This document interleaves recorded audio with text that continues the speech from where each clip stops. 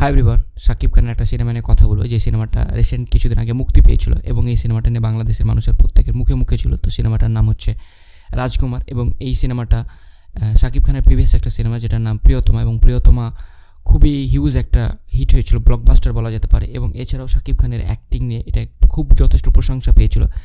বিশেষ করে যারা সিনেমা দেখতে পছন্দ করেন তারা শাকিব খানের অভিনয়কে খুব একটা পছন্দ করেন না, তার মধ্যে অন্যতম একজন আমিও শাকিব খানের অভিনয়কে পছন্দ করি না, তবে প্রিয়তমা সিনেমাটা আমাকে ডেফিনেটলি ভালো লেগেছিলো এবং এটা নিয়ে আমি কথা বলেছিলাম।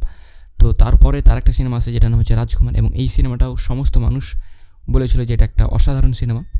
তো ফাইনালি যেহেতু আমরা ভারতীয় লোক এবং ভারতীয়দের কাছে বাংলাদেশের সিনেমা বা বাংলাদেশীয় সিনেমা দেখা খুবই মুশকিল, কারণ বেশিরভাগ সিনেমাই সাধারণত আমাদের এখানে রিলিজ হয় না বা আমাদের হলগুলোতে মুক্তি পায় না। তো আমাদেরকে থার্ড পার্টিতে দেখতে হয়, তারপরেও থার্ড পার্টিতে দেখা খুব একটা সহজ হয় না। তো ফাইনালি বাংলাদেশের ওটিটি প্ল্যাটফর্ম বঙ্গতে একটা সিনেমা মুক্তি পেয়েছে, রাজকুমার সিনেমাটা। তো ফাইনালি সেটা দেখলাম এবং এটা নিয়ে কথা বলবো, এর ভালো দিক এবং খারাপ দিক, এবং আদৌ কতটা ভালো হলো না হলো, বা ভারতীয় হিসাবে আমাদের মতামত কেমন।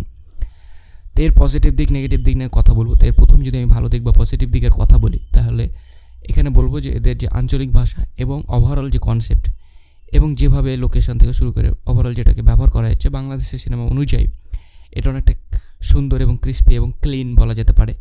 তো একটা নতুনত্ব ধাঁচ আছে, সাথে একটা টাচ আছে। দ্বিতীয় পজিটিভ দিক এই সিনেমায় যদি আমি বলি, সেটা হচ্ছে যে একজন আমেরিকান বা ইংলিশ বা হলিউডের নায়িকাকে ব্যবহার করা, এটা বাংলাদেশের ক্ষেত্রে একটা খুবই ভালো জিনিস, কারণ এই ধরনের ছোটো ছোটো স্টেপগুলো কিন্তু একটা সিনেমাকে অন্য মাত্রায় নিয়ে যায়। তো এটা দ্বিতীয় পজিটিভ দিক ডেফিনেটলি।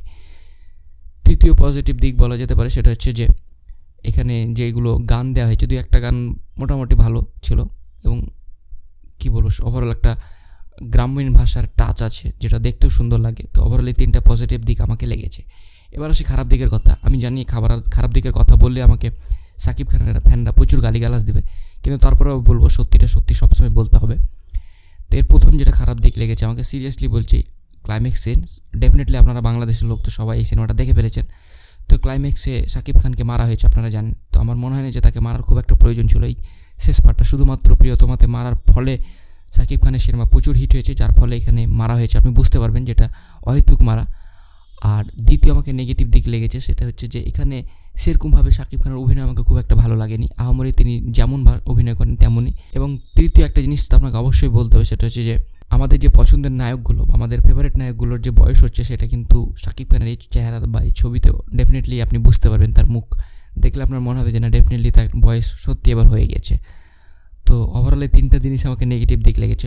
বাকি সমস্ত জিনিস ঠিক আছে, বাট যদি এবার ভারতীয়র পরিপ্রেক্ষিতে বলি, তাহলে আমি আপনাদেরকে ডেফিনেটলি বলবো যে ডেফিনেটলি ভারতীয় পরিপ্রেক্ষিতে সিনেমাটা আপনারা দেখবেন না। আমি জানি এখানে অনেকগুলো খারাপ কমেন্ট আসবে, তারপরেও বলবো যে খুব একটা ভারতীয়দের পক্ষ থেকে দেখতে গেলে সিনেমাটা ভালো হয়নি। তবে বাংলাদেশের পক্ষ থেকে দেখলে ডেফিনেটলি একটা ভালো পদক্ষেপ, এবং এর ফলেই হয়তো ভালো ভালো সিনেমা শাকিব খান দিচ্ছেন, যেমন তুফান রিলিজ হয়েছে, এছাড়া আরও অনেক কিছু।